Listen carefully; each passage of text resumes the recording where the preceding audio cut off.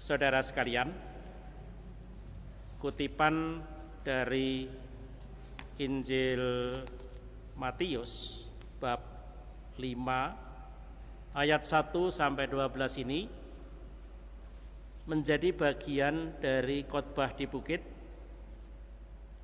dan Yesus mengawali khotbah di bukit itu dengan sabda bahagia.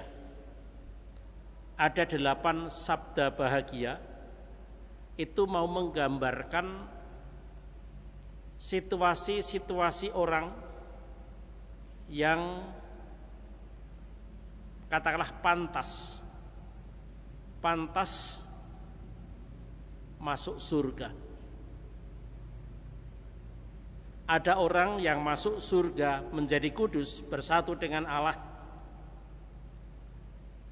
karena dia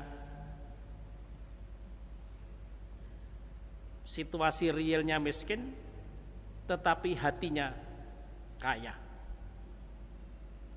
Ada orang yang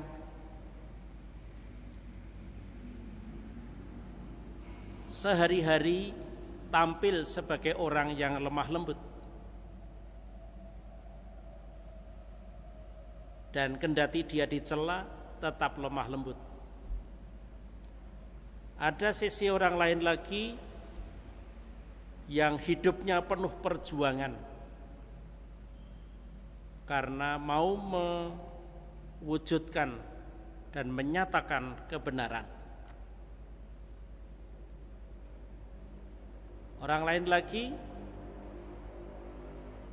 bagaimana dia menghayati imannya, iman akan Yesus Kristus yang bangkit, dan karena iman itu dia harus mati seperti para martir dimanapun, zaman apapun.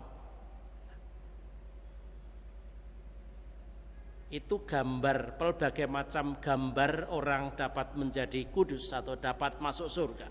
Nah, perayaan hari raya semua orang kudus ini diadakan oleh gereja setiap tanggal 1 November.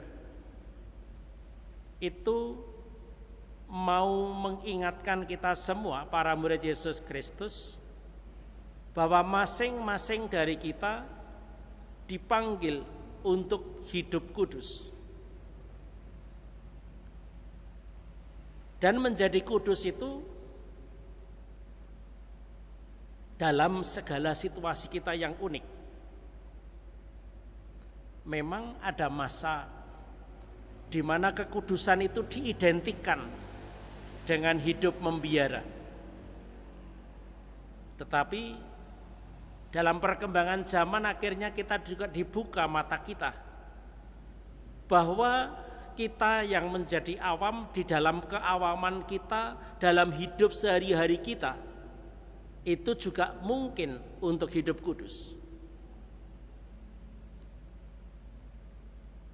Kalau kita tengok kembali salah satu momen dalam Injil, yaitu seorang muda bertanya kepada Yesus, apa yang harus kulakukan untuk hidup yang kekal?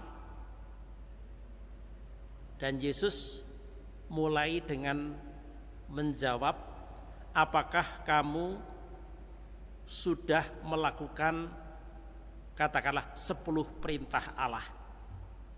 Dan orang itu mengatakan, semuanya sudah aku lakukan mulai dari masa mudaku. Dan Yesus kemudian mengatakan dengan penuh kasih, tinggal satu lagi yang harus kamu lakukan, yaitu menjual segala harta milikmu, memberikannya kepada orang miskin, dan datang kemari mengikuti aku. Lalu di sana dicatat bahwa orang itu pergi dengan sedih hati karena hartanya banyak. Nah, Cerita seperti itu mau menunjukkan kepada kita juga bahwa masing-masing dari kita itu kita memang ingin hidup mendekat kepada Allah. Dan Yesus juga menghendaki kita, kalau kamu memang ingin hidup dekat dengan Allah, ya hiduplah sempurna seperti Allah sendiri sempurna adanya. Bagaimanakah kesempurnaan hidup itu dijalani? Yang pertama, dengan taat pada Injil, dengan setia menjalani segala kewajiban sebagai murid Yesus Kristus. Dan yang ketiga, di dalam melaksanakan seluruh kegiatan dan tugas itu, kita mengerjakannya dengan sepenuh hati dan konsisten. Itu satu sisi. Tetapi sisi lain, kita juga mesti melihat, hidup sempurna, hidup dekat dengan Allah menjadi kudus, itu memang juga tidak cukup hanya dengan taat kepada Injil. Kita dari bahasa yang agak katakanlah negatif mengatakan,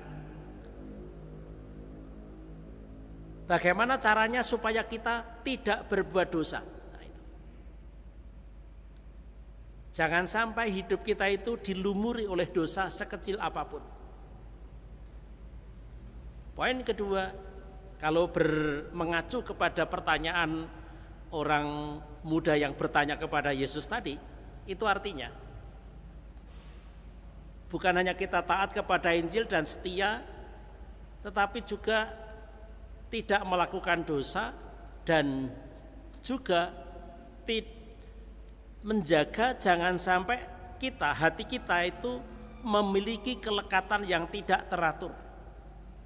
Kelekatan tidak teratur terhadap segala katakanlah fasilitas, terhadap segala kenikmatan. Jadi kalau saya sudah sampai pada posisi ketergantungan kronis, kecanduan terhadap sesuatu, lah di sana itu menjadi sebuah tanda bahwa itulah salah satu halangan untuk hidup dekat dengan Allah. Maka dari itu, mari kita tengok kembali seluruh hidup kita ini. Apakah beberapa tonggak itu tadi memang masih ada hal yang perlu kita koreksi? Kalau ya, mari kita koreksi bersama-sama, karena masih selalu ada kesempatan bagi kita untuk menjadi lebih baik daripada yang kemarin.